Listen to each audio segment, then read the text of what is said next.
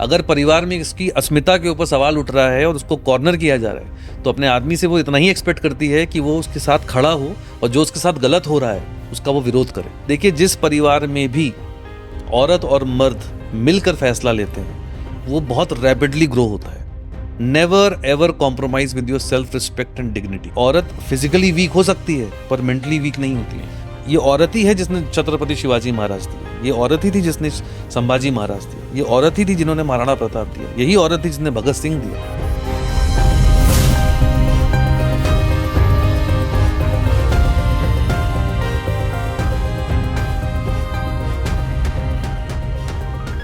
एक मर्द से औरत की एक्सपेक्टेशन क्या रहती है? कुछ नहीं है सर, आप सिर्फ अप्रिशिएट करिए, ऑब्जर्व करिए और थोड़ा सा वक्त दे दीजिए। वो आपसे आपका 24 घंटा नहीं मांगती, वो आपसे कुछ नहीं मांग रही, लेकिन वो आपसे एक सेंस ऑफ अप्रिसिएशन, खाना बन जाए और आप बोलते कि बहुत बढ़िया बनाया, बस वो उसमें खुश है। अगर वो ये कह दे कि मुझे ये करना है और आपने बोला बिल्कुल तुम्हें करना चाहिए, एक सपोर्ट एक्सपेक्ट करती है। अगर परिवार में इसकी अस्मिता के ऊपर सवाल उठ रहा है और उसको कॉर्नर किया जा रहा है, तो अपने आदमी से वो इतना ही एक्सपेक्ट करती है कि वो उसके साथ खड़ा हो और जो उसके साथ गलत हो रहा है उसका वो विरोध करे, क्योंकि वो इस घर में उसके भरोसे आई है। इस देश में लड़की की शादी खानदान से की जाती है और लॉजिकली शादी होनी चाहिए लड़के से। तो ये लड़के की नैतिक जिम्मेदारी है कि उसके साथ खड़ा हो। तो she is not expecting much from the society and specially from the person with whom she got married. The only thing she is expecting is to support, believe in her and let her fly. अभी तक जितनी हमने बात करी उतना हमको ये समझ में आया है कि women were always suppressed, they have been keeping unheard, they went unnoticed. Why? देखिए, जो उसके लिए जो नज़र चाहिए होती है वो नज़र डेवलप नहीं हुई। अनहर्ड इसलिए क्योंकि आपने कभी सुना नहीं, आपने कभी देखा नहीं, आपने सब ये मान लिया है कि ये सब उनका काम है। देखिए, यही प्रॉब्लम होती है ऑफिस में। जब औरत प्रोफेशनल स्पेस में ग्रो होना शुरू होती है तो सबसे ज़्यादा समस्या वहाँ के पुरुष प्रधान समाज को होती है। करेक्ट। एक फीमेल बॉस अगर आपकी है तो आपको अक्सर मेल जो उसके जूनियर होंगे वो ये बात करते मिल जाएंगे, इसे कुछ नहीं आता, पता नहीं कैसे बना कैसे दिया। बनाई? तो लड़की को नौकरी मिल जाए तो उसकी ब्यूटी की वजह से, not because of the talent. लड़की प्रमोट हो गया, ग्रो कर जाए तो इसलिए क्योंकि वो लड़की है, इसलिए नहीं कि उसने मेहनत करी। तो ये समाज का ओरिएंटेशन है। किसी स्कूल में अगर कोई एक फीमेल प्रिंसिपल है तो उसकी एक्सेप्टेंस आदमियों के बीच में बहुत कमजोर होती है। ये कैसे हमें बताएगी क्या करना है? इस भाषा से, इस थॉट से ये समाज चलता है। इसलिए प्रोफेशनल स्पेस के अंदर आप देखेंगे तो लीडिंग लेडीज आज भी बहुत लिमिटेड है। आपको क्या लग रहा है सिर्फ बड़े शहरों में जो आपको लड़कियां काम करते दिख रही हैं वो बड़ी ताकत से वहां तक पहुंची हैं? उनकी माओ का बहुत संघर्ष रहा है, कई पुश्तें लग गई हैं उस लड़की को उस जगह पहुंचने में जहां वो नौकरी कर रही है और अपने लिए पैसा कमा पा रही है। और उससे बड़ी आयरनी ये है कि माँ बाप अपनी बच्ची को पढ़ाते लिखाते योग्य बनाते कि वो पैसा कमाए, नौकरी करती है। अल्टीमेटली शादी होकर क्या वो अपनी कमाई का 1 रुपया भी अपने घर में दे पाती है? नहीं। तो ये चैलेंजेस है सोसाइटी के अंदर जहां पर लोग बात नहीं करना चाह रहे।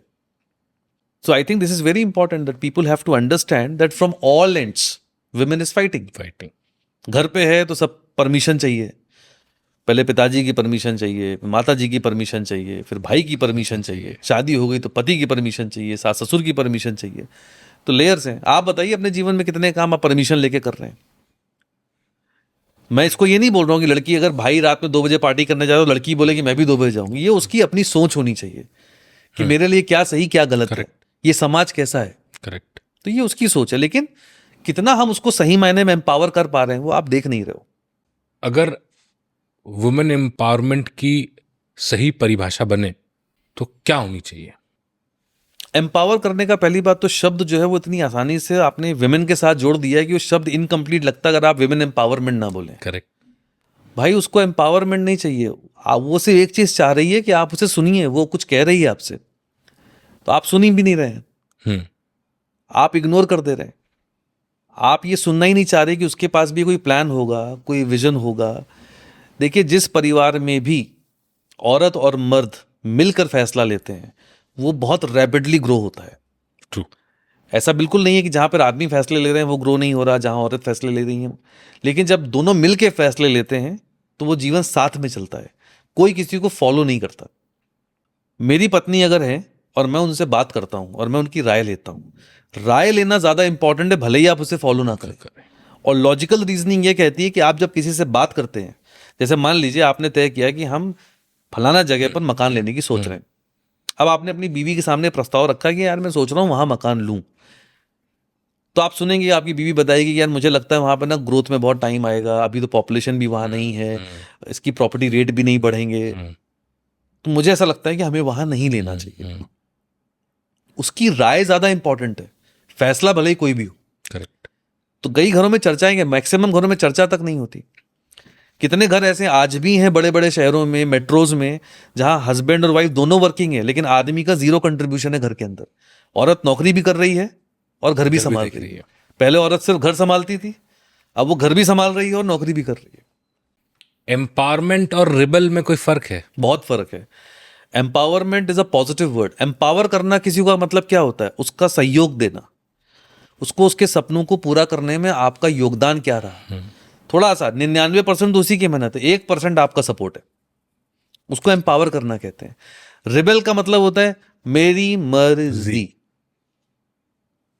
मैं जो चाहे वो करूं, मैं कभी भी आऊं कभी भी जाऊं, मैं कोई भी कपड़ा पहनूं, मेरी मर्जी। तो ये बड़ी थिन लाइन है कि ये शायद कहीं ना कहीं लड़कियां ये समझ ही नहीं पा रही है। The only thing will empower you through out your life, will make you secure, is education. ये बोलकर आप इमीडिएट ग्रेटिफिकेशन, थोड़ा सा पैसा आज कमा सकते हैं, लेकिन हिंदुस्तान उतना एक्सपोज्ड कंट्री ही नहीं है जहां के अंदर आप ये बोल के जी पाएंगे मेरी मर्जी। तो आपको अपने देश में ये देखना पड़ेगा कि इस देश का 90% युवा और 90% आदमी छोटे शहरों में रहता है, गांव में रहता है, जहां एक्सपोजर है जीरो। और अगर मैं ये सोचूं कि मैं एक वियर्ड कपड़े पहन लूं या मैं एक वियर्ड बात कर लूं और उसको ये समाज एक्सेप्ट करेगा, तो ये समाज अभी उतना एक्सपोज ही नहीं हुआ है। ना मैं इसको कंजर्वेटिव बोल सकता हूं, ना मैं सही बोल सकता हूं, ना मैं गलत बोल सकता हूं। करेक्ट। क्योंकि हिंदुस्तान जो है फिर मुंबई, पूना, बेंगलोर, गुड़गांव, हैदराबाद, चेन्नई में नहीं बसता। इसके बाहर भी एक दुनिया है जहां पे एक्सपोजर है माइनस में। करेक्ट। तो कहीं ना कहीं आपको समझना पड़ेगा कि झगड़ा करने से, चीखने से, अभद्र भाषा यूज करने से, अग्रेसिव हो जाने से एम्पावर नहीं होता। The women is blessed with sweet voice, काम नेचर। भाई ये औरत ही है जिसने छत्रपति शिवाजी महाराज दिए, ये औरत ही थी जिसने संभाजी महाराज दिया, ये औरत ही थी जिन्होंने महाराणा प्रताप दिया, यही औरत थी जिसने भगत सिंह दिया, यही औरत थी जिन्होंने गांधी दिए। औरत नहीं दिया ना भाई। करेक्ट। देखिए यही प्रॉब्लम हो रहा है, इसीलिए सोसाइटी ना तो गांधी पैदा कर पा रही है ना श्रवण कुमार। करेक्ट। चैलेंज इसीलिए हो रहा है क्योंकि एम्पावरमेंट को इतना नेगेटिवली परसू कर लिया गया है कि उसमें ये समझ ही नहीं पा रहे हैं कि the complete focus, the meaning, the true meaning of the word empowerment is education. Educate yourself, uplift yourself. कितना भी बुरा वक्त आ जाए, इससे शिक्षा ही एक लौती चीज है जो किसी भी बच्ची को, किसी भी लड़की को जीवन भर सुरक्षित कर सकती है। Education is equal to empowerment. Absolutely. आप ये भी बोल सकते हैं कि बिजनेस करके भी एम्पावरमेंट हो सकता है, बिल्कुल सही है। आज आप धंधा चालू करिए, कल बंद भी हो सकता है। शिक्षा अगर आपके बैकबोन में है तो आप बिजनेस करिए, नौकरी करिए, एंटरप्रेन्योरशिप करिए, स्टार्टअप करिए, सब अगर फेल हो जाएगा तो भी आपको ये भरोसा है कि ये शिक्षा से मैं अपना पेट पाल सकती हूँ और मैं किसी पर भी निर्भर नहीं हूँ। इंडियन फैमिलीज जो एम्पावरमेंट की टेक्निक या एम्पावरमेंट समझाने का जो तरीका है अपनी बेटियों के लिए, क्या वो सही है? देखिए मुझे लग रहा है कि जिस रेट से इस देश में इम्पेशंस जो प्रिवेल कर रहा है और जिस तरह से हम इनसेंसिटिव हो रहे हैं, जिस तरह से डिवोर्स बढ़ रहे हैं, जिस तरह से क्राइम अगेंस्ट विमेन बढ़ रहा है, ये सब देखने के बाद आपको कहीं ना कहीं समझ में आएगा कि परिवारों में, देखिए पहले क्या होता था कि पैसा कहाँ से आ रहा है ये बहुत इंपॉर्टेंट होता था। बचपन में अगर आपकी जेब से 50 रुपए का नोट मिल गया तो माँ और बाप पहले आपसे पूछेंगे पैसा कहाँ से है, चाहे लड़का हो चाहे लड़की हो, पैसा कहाँ से है। आज हम इस दौर में आ गए हैं कि जहां इससे कोई फर्क नहीं पड़ता कि पैसा कहाँ से आ रहा है। ये करेक्शन करने का काम किसका है? पेरेंट्स का। To understand from very exactly the money is coming from. पर क्योंकि हम कलयुग में की तरफ चल नहीं रहे, दौड़ रहे हैं, तो देखिए उसकी क्रेडिबिलिटी खत्म हो गई है। हम लड़कियों को क्या सिखा देते हैं परिवार में? कॉम्प्रोमाइज करना, एडजस्ट करना। हम्म, या तो ये सिखा देते हैं, या बिल्कुल ये सिखा देते हैं कि भाई तलवार निकाल लेना, किसी की सुन के नहीं लेना। एक्सट्रीम है, एक्सट्रीम। ऐसा कैसे बोल दिया, तुमने क्या बोला? हम जवाब देना सिखा रहे हैं। हम अपने बच्चों को, चाहे लड़का हो चाहे लड़की हो, जवाब देना सिखा रहे हैं। उस जवाब देने के प्रोसेस में जब लड़का बड़ा हो रहा है तो एग्रेसिव हो जा रहा है, तो मारपीट हो जा रही है बाहर। करेक्ट। और लड़की जब एग्रेसिव हो जा रही है तो घर टूट जा रहे हैं। बातचीत करके समाधान कैसे निकाला जाए, उसका रास्ता कैसे खोजा जाए, पेरेंट्स को अपने बच्चों को यह सिखाना चाहिए। ना कि एक्सट्रीम कि बहुत अच्छा जवाब दिया तुमने, गाली गलौज कर दिया, बड़ा अच्छा काम किया तुमने। नहीं, एजुकेट देम। इसका यह कहीं मतलब नहीं है कि आप किसी भी सूरत में अपनी बच्चियों को, सबसे पहले आपको 2 चीज सिखानी चाहिए। Never ever compromise with your self respect and dignity. Correct. दुनिया में इससे आप कभी कॉम्प्रोमाइज मत करिए। ये सबसे पहली चीज है जो किसी को सिखानी चाहिए। इसको अचीव कैसे करने का तरीका है, वो थ्रू कम्युनिकेशन डेवलप होना चाहिए, ना कि कॉम्प्रोमाइज, एडजस्ट या एग्रेसिव होके। रैशनल थिंकिंग या रैशनल थॉट प्रोसेस ये खत्म हो चुकी है बेसिकली। ये बहुत ज्यादा डाइल्यूट हो गया है। खत्म नहीं बोलूंगा मैं, पर डाइल्यूट हो गया है। और हम जितनी अभी हमने बात करी उससे ये तो पिक्चर क्लियर है कि इंडियन फैमिलीज जो है, and specifically Indian families will talk about, कि they are failing to empower their child, girl child for sure. ये बिल्कुल है, क्योंकि अगर लगातार घरों में चर्चा शादी को लेके हो रही है, लगातार ये चर्चा हो रही है कि देखिए, जब लड़की की शादी नहीं हो रही होती तो डेस्परेशन इस लेवल पे चला जाता है कि किसी से भी कर दो, बर्डन बन जाते हैं। मैं ये समझ ही नहीं पा रहा हूं कि आप अपने ही बच्चे के अंदर ये कैसे देख पा रहे हो। और फिर कहीं भी कर दो के माइंडसेट के बाद क्या होता है, उस लड़की की सफरिंग शुरू होती है दूसरी जगह पहुंचकर। और जब वो पलट के बाद बोलती है कि मैंने कहा था मुझे शादी नहीं करनी है, आज भी घरों में जबरदस्ती शादी करा दी जा रही है। बिल्कुल। ऐसा क्या छूट जा रहा है, ऐसा क्या नुकसान हुआ जा रहा है, हम उसको इंसान देख ही नहीं पा रहे हैं। हम अपना पल्ला झाड़ लें, हम कमोडिटी समझने लगे हैं। सामाजिक तौर पे हमारा अपना काम निपटा, काम है वो, काम निपटाया जा रहा है। टारगेट है लाइफ का। ऐसे नहीं मिल रहा है, चलो दहेज देते हैं। जिस घर में अगर शादी आप दहेज देके कर रहे हैं तो वो घर तो कभी सुखी नहीं होगा, क्योंकि उसकी तो ख्वाहिशें खत्म नहीं होंगी। तो ऐसे क्या मजबूरी हुई जा रही भाई लड़की के साथ? अगर, और ये ऐसा नहीं है कि वर्किंग है या नॉन वर्किंग है। देखिए, लड़की अगर आपसे कहे आके, आपकी बेटी आपसे कहे आके कि मैंने अपनी पढ़ाई कर ली, अब मेरी शादी कर दीजिए, क्योंकि मैं बहुत ज्यादा एम्बिशियस नहीं हूं, नथिंग रॉन्ग, उसका चॉइस है। करेक्ट। अगर ये, मैंने ऐसी ऐसी लड़कियां अपने करियर में स्टूडेंट्स देखी हैं सर, जो पढ़ना चाह रही हैं, थ्रू आउट परफॉर्मर हैं, टॉपर हैं, वो कैट की तैयारी करना चाह रही हैं, और उनकी माँ, उस बेटी की माँ उसके ऊपर ये प्रेशर डाल रही है कि तुम्हें इसी साल तुम्हारी शादी करनी है। और लड़की बोल रही है अपनी माँ को कि आप मुझे सिर्फ 6 महीने दे दीजिए, अगर मेरा कैट क्लियर नहीं हुआ तो मैं शादी कर लूंगी। वो 6 महीने का सब्र नहीं रख पा रही है और लड़की आई एम बैंगलोर चली गई। तो ये देख कर आपको बड़ा दुख होता है कि एक लड़की जो परफॉर्मर है उस तक को सप्रेस किया जा रहा है। तो सोचिए साइकोलॉजिकली कितनी ज्यादा वो हैम्पर होती होंगी। एक लड़के को आप बोलिए कि भाई 25 साल तक हमारे घर पे हो और उसके बाद फिर दूसरे घर में जाओ। इमेजिन कर लीजिए, आप दूसरे घर में जाइए, अपनी जगह बनाइए, अपना कमरा ढूंढिए, अपना सामान एडजस्ट करिए, और गैरों के बीच में आइए, और अपनी इज्जत भी बनाइए, और इज्जत भी बनाइए, और सबको प्लीज करिए। हाँ, करिए ना सर, इसको बैलेंस तो करिए, लोगों का ईगो सेटिस्फाई करिए, बैलेंस तो करिए। वो लड़कियां बहुत लकी होती हैं जहां पर उनको वेलकमिंग परिवार मिल जाए, बिल्कुल, जहां पर वो परिवार मिल जाए जो बहू के अंदर बेटी देखें और उसके लिए खड़े रहें। वो लड़की ज्यादा लकी होती है जिसके सास ससुर उसके साथ खड़े हों। तो ये बड़ी किस्मत वाली लड़कियों को मिलता है। पर ये बड़े दुख की बात है कि इस देश में इन चीजों पर आज भी फाइट चल रही है, और मुझे लगता नहीं कभी खत्म होगी। Can शिवलरी be taught? यस। कैसे? कर्टसी या शिवलरी होना, या बहुत बेसिक से एटिकेट्स होना, मैं आपको नहीं समझता तो मैं बता देता हूँ। ये सीखना बहुत मुश्किल नहीं होता। अगर मान लीजिए आपसे कोई आप लिफ्ट के अंदर हैं और ये लिफ्ट के अंदर एक महिला खड़ी है, तो पहले आप उन्हें जाने का रास्ता देते हैं। इसमें प्लीज इक्वालिटी और एम्पावरमेंट की बात नहीं है, मैं आपको एक ओरिएंटेशन बता रहा हूँ। या आप लिफ्ट के सामने खड़े हैं, आपके साथ एक लड़की खड़ी है, आप पहले उसे अलाउ करिए दैट यू गेट इनसाइड। इसका ये मतलब नहीं कि वो कमजोर हैं आप ताकतवर हैं, ऐसा नहीं है। या फिर आपसे कोई लड़की मिलने आ रही है तो basic courtesy, you stand up, open the door, welcome them, make them more comfortable when they come and talk to you.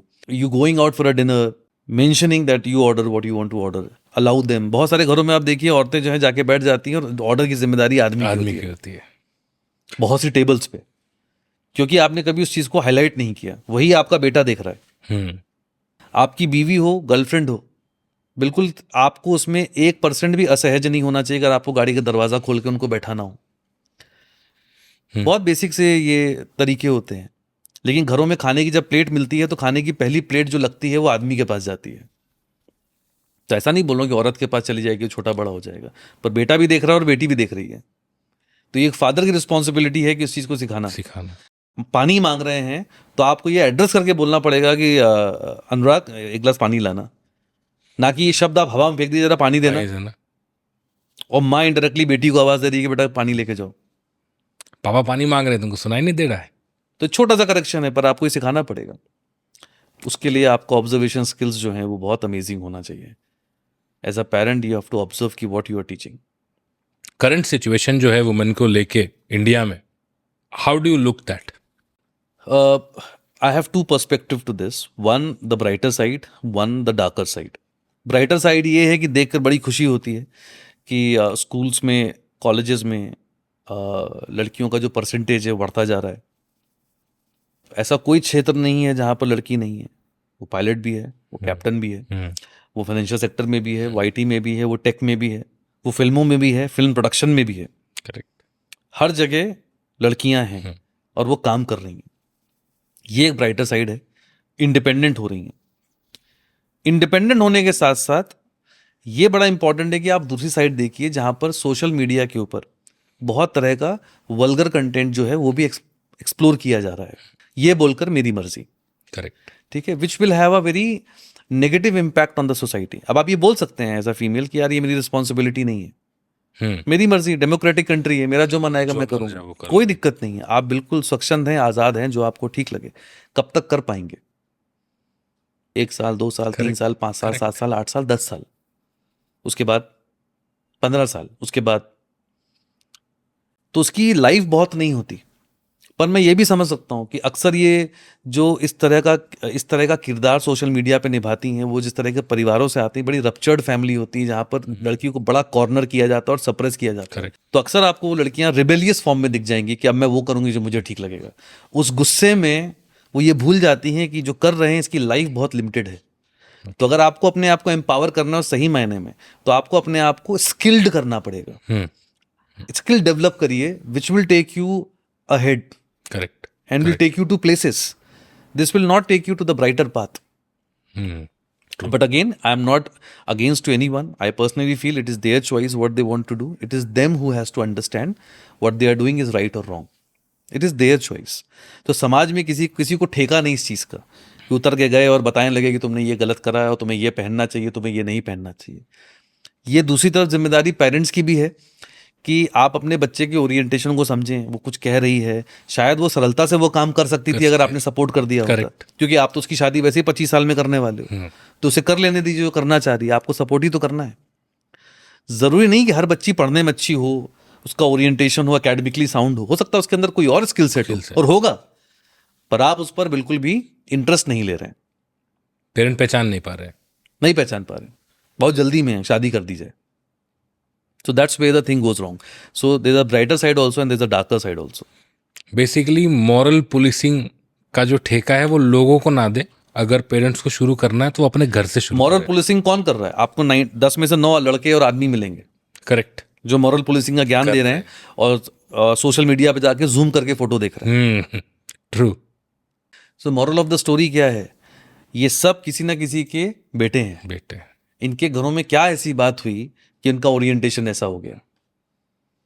हम अपना घर नहीं बना पा रहे, हम अपना घर नहीं बचा पा रहे, हम अपने घर को सही लाइन पे नहीं ला पा रहे, लेकिन हम मार्केट में उतर के दूसरे पे कमेंट करने में हमें एक फ्रैक्शन ऑफ सेकंड नहीं लग रहा। और कर कौन रहा है? लड़कियों पे जाके जो भद्दे कमेंट कर रहे हैं वो कर रहे हैं जिसकी कोई वैल्यू नहीं है भाई समाज में, जो पढ़ा लिखा भी नहीं है, कहीं किसी छोटे शहर में बैठा हुआ है और वो जाकर उस पर एक भद्दा सा कमेंट कर दे रहा है, और वो किसी का बेटा या पति है।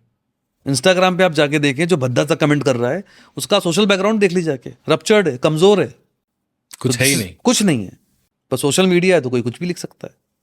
How does society look towards a working woman and a homemaker? Well it's interesting question, क्योंकि सोसाइटी इन दोनों में डिफरेंशिएट ही नहीं कर रही है. नीदर द होम मेकर और अ वर्किंग वुमेन.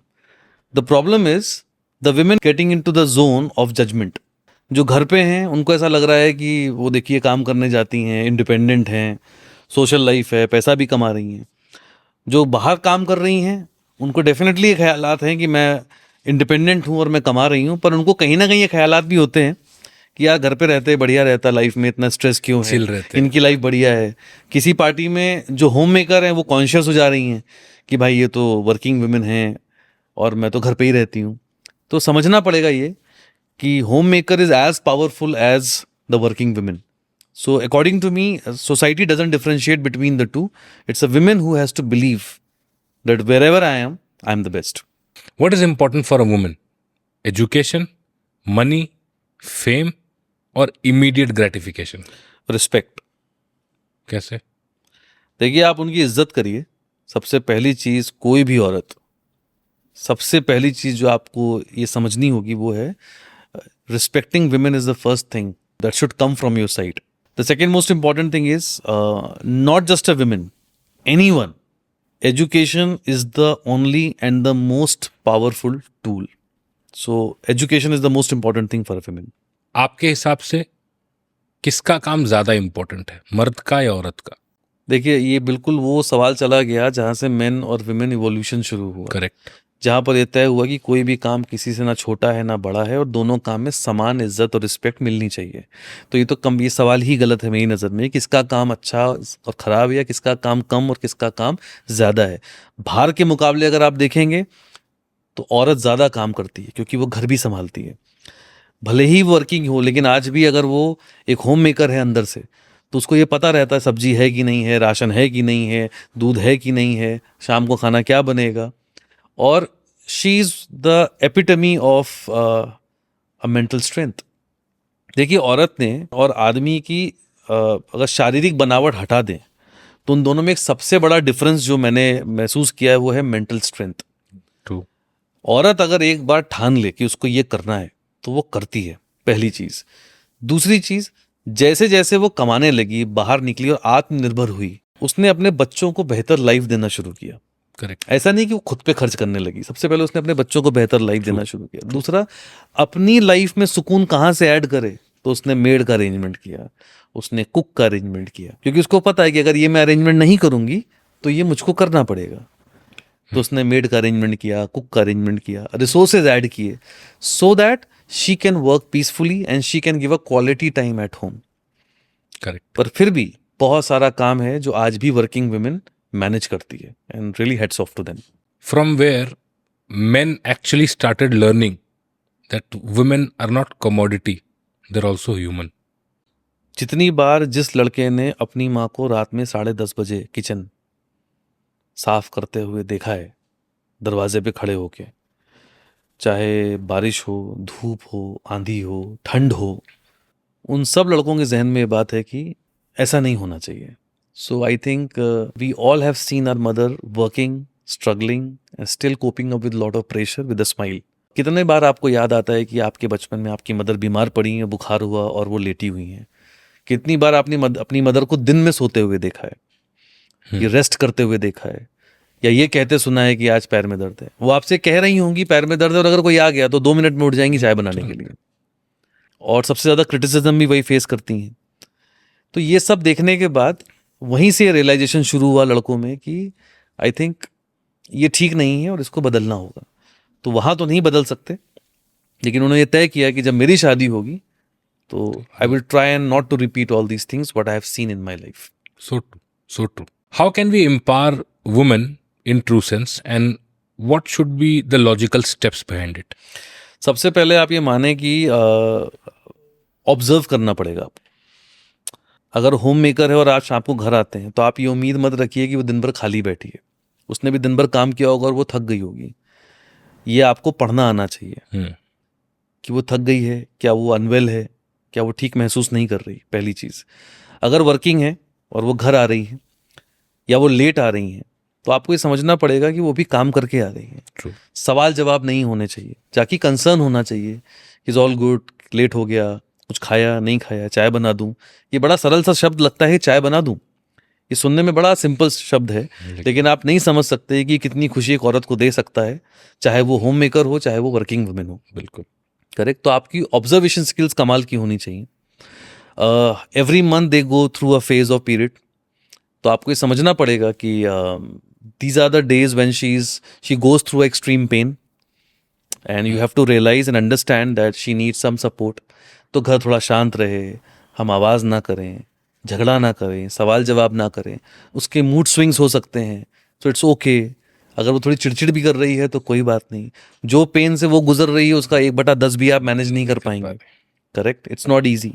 उसको टैबू ना बनाएं, कुछ अच्छा बना के खिलाएं, कुछ बाहर से ला के खिलाएं, बुके दे दें, एक गुलाब भी चलेगा। लेकिन these all thing increases her dopamine, she feels better. दर्द फिर भी कम नहीं होता, पर महसूस थोड़ा ठीक होता है। तो ये बेसिक सी अंडरस्टैंडिंग है जो हर आदमी के अंदर औरत की तरफ होनी चाहिए। Do you think women alone can manage everything? Nobody can manage anything alone.